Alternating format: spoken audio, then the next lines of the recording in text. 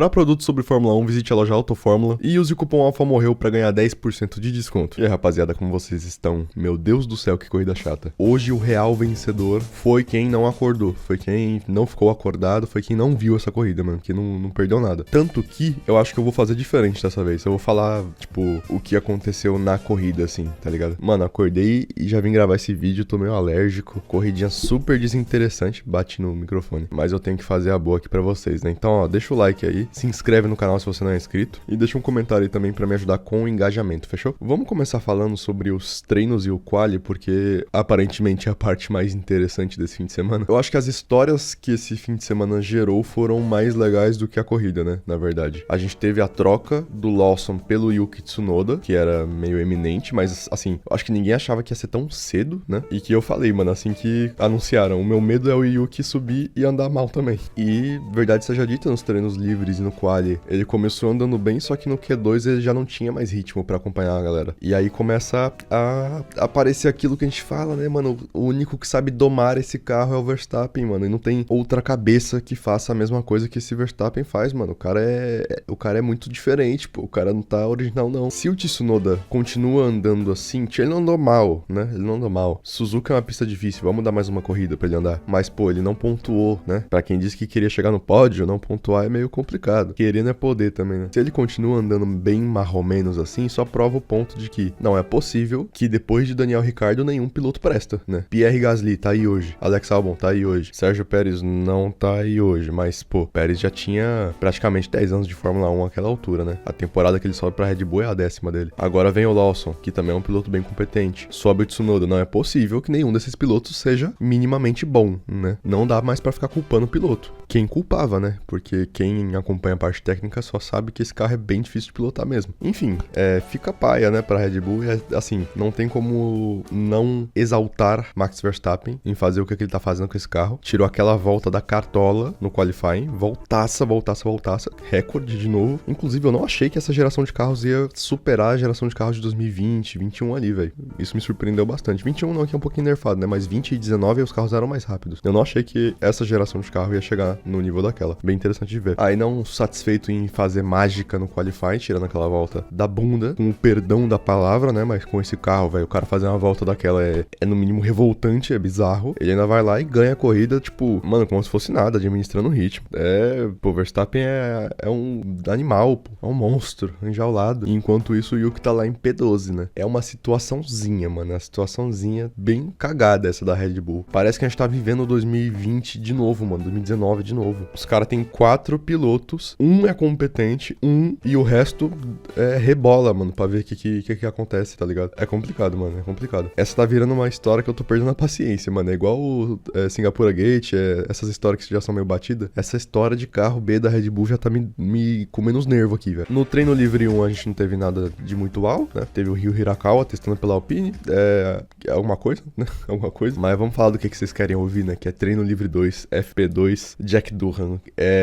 Na hora que eu vi esse acidente, eu não assisti ao vivo o treino livre, né? Mas eu vi o replay assim que eu acordei. Eu acordei, abri o Instagram e o primeiro vídeo já era o vídeo da batida. Na hora eu falei DRS. Ou quebra de suspensão, que é muito mais improvável. Essa batida foi 100% batida de DRS. Se você pegar e ver a batida do Ericsson em Monza 2018, é uma coisa assim bem óbvio, não era no meio da curva, foi no meio da reta. O jeito que o carro sai muito do nada assim, quando é uma quebra de suspensão e acontece isso, fica mais claro, porque alguma das rodas sai voando. Mas quando o carro só sai assim do nada, mano, é muito difícil falar que o piloto simplesmente fez merda e não tem nada de errado. Tipo, no caso aqui ele fez merda, mas tinha alguma coisa de errado, é o que eu quero dizer, né? Ele não fechou o DRS. O carro estava em perfeitas condições se ele tivesse fechado o DRS. É isso que eu quero dizer. Eu tô esperando alguém aparecer e desmentir isso que a gente ouviu do Durham falando que ele testou no simulador fazer a curva 1 com o DRS aberto e funcionou e ele quis fazer na vida real. Eu tô esperando alguém aparecer e desmentir, falar, era meme. Não, era zoeira. Não, bobo, você acreditou nisso? Até você é bobo, né, ô bobo? Tô esperando,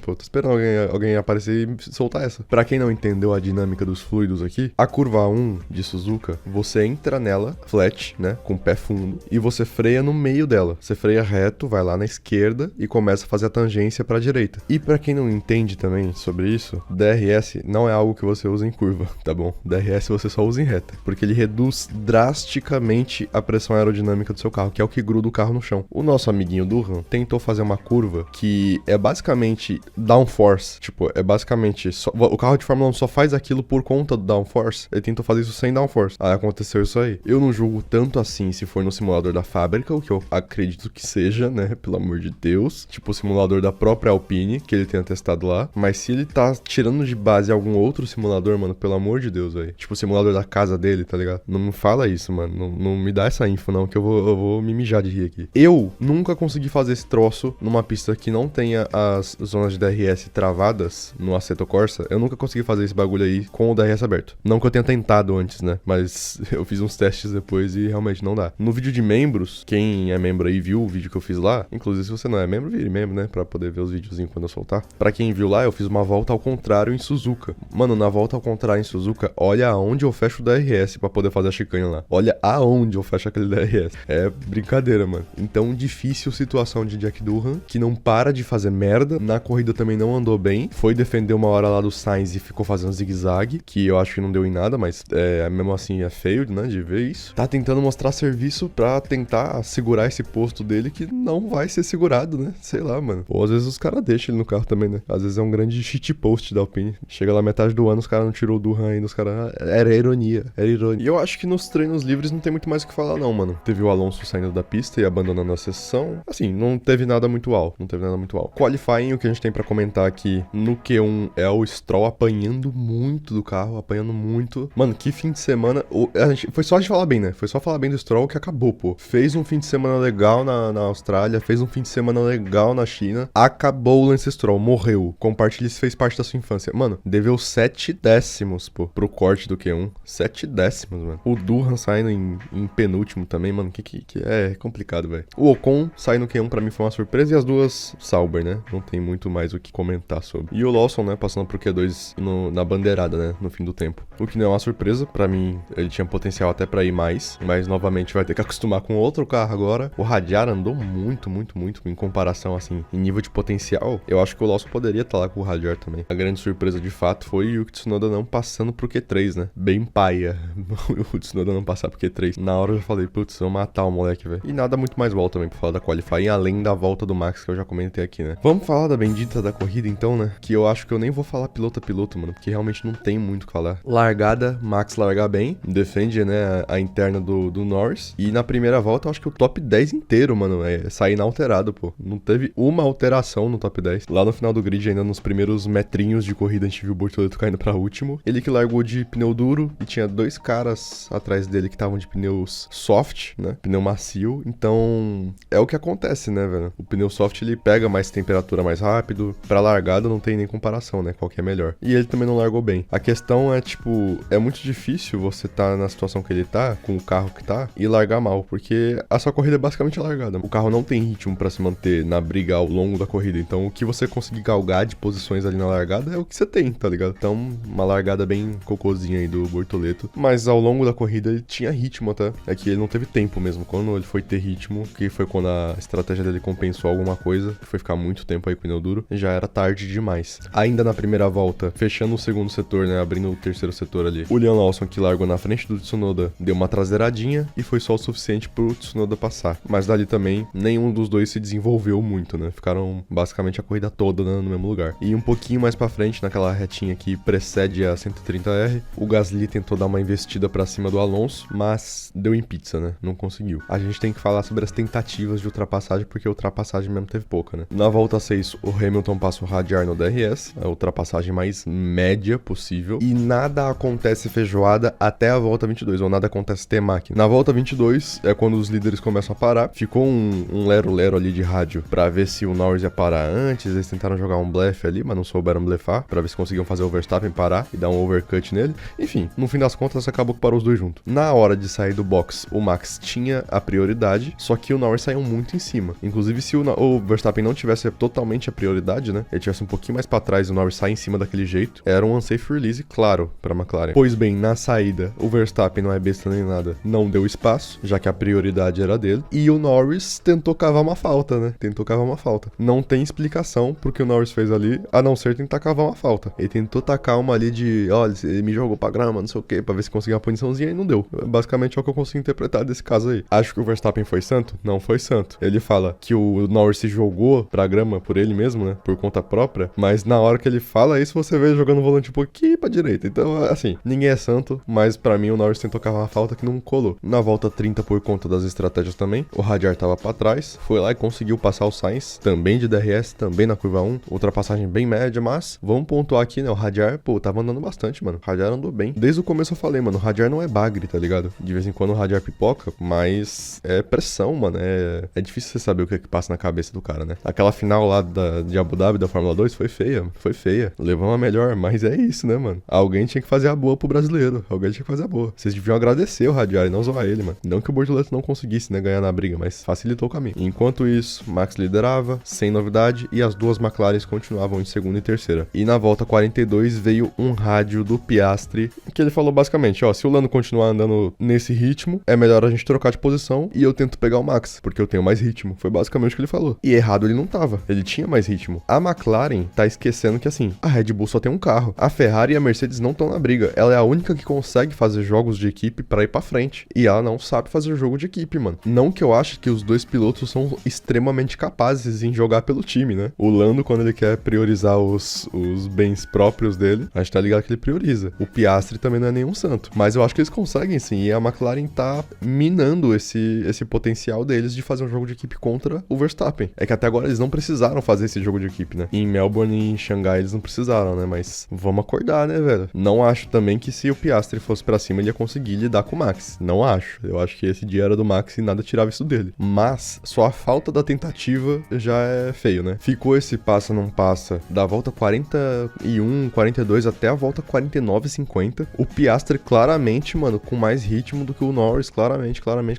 O Norris tava devendo 2 décimos por volta pro Piastri. E o Max conseguindo abrir um pouquinho. Você vê que o carro não tá legal quando o Verstappen tá de cara pro vento e não consegue passar de 2 segundos de vantagem. O Verstappen é o cara que põe 20 segundos de vantagem se o carro estiver bom. O Piastri lá, claramente com mais ritmo, e a McLaren não deixou o Piastri tentar. Volta 53, Max Verstappen, bandeirada, pinturinha especial da Red Bull, bonita, na casa da Honda, venceu pela 4ª vez seguida em Suzuka. Não tem muito mais o que comentar, né? Todos os pilotos na coletiva depois, o post-race interview, que a Fórmula 1 posta, né, no canal dela, se você entende inglês, pode ir lá ver. Todo mundo falou alguma coisa, tipo, todo mundo do terceiro pra trás falou alguma coisa em relação à corrida ter sido morna, chata, solitária e etc. E alguns pilotos também reclamaram do asfalto novo, né? De qualquer pneu ainda ser muito duro pra aquele asfalto, porque o asfalto acabou de ser refeito e tal. O Leclerc em quarto é uma adição, né, pra Ferrari, que pontuou mal até agora. Meu Deus, tá muito atrás na briga já. Ano que vem é nosso.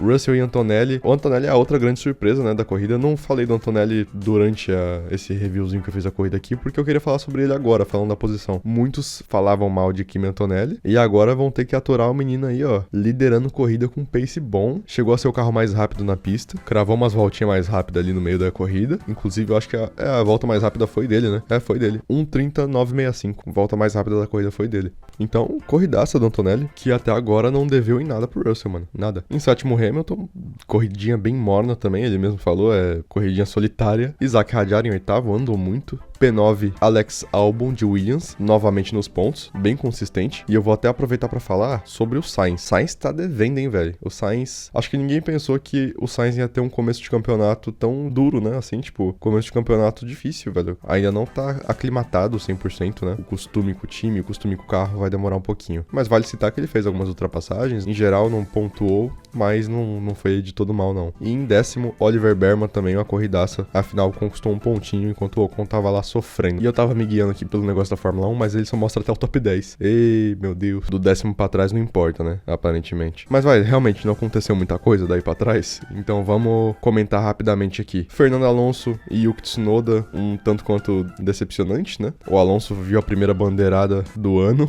conseguiu terminar a corrida, não teve nenhum azarzão aí no meio desse caminho, mas não pontuou, né? Bateu na trave dos pontos. E o Tsunoda correndo em casa, depois de falar que queria terminar no pódio, subestimou um pouco, né, o que ia ser esse desafio, um pouquinho decepcionante também. Aí tem um bolo aqui de gente de Gasly, Sainz, Durham, Hülkenberg, Lawson, que eles ficaram se embaralhando ao longo da corrida. O que a gente tem muito pra falar aqui é que a estratégia da Alpine não foi lá essas coisas, é a única equipe ainda zerada, não pontuou ainda. O Jack Durham tá fazendo de tudo pra ou ser caçado, essa superlicença dele aí, ou ser substituído pelo Colapinto. O Sainz eu já comentei, né, tá devendo, 14º pra ele. dele, mas não foi uma corrida de todo mal, só não conseguiu se desenvolver muito. E do P15 pra trás, a gente teve Hülkenberg, Lawson, Ocon, Bortoleto e Stroll, e não tem muita coisa pra comentar também. A Saubers, o Hülkenberg realmente tinha mais ritmo, o Bortoleto teve aquele infortúnio de ter largado mal com um pneu que também não prestou, né, a longo prazo. Acho que os médios eram a melhor opção. O Lawson parece que a estratégia também não funcionou muito bem, ele ficou mais tempo na pista. O Ocon não sei o que aconteceu,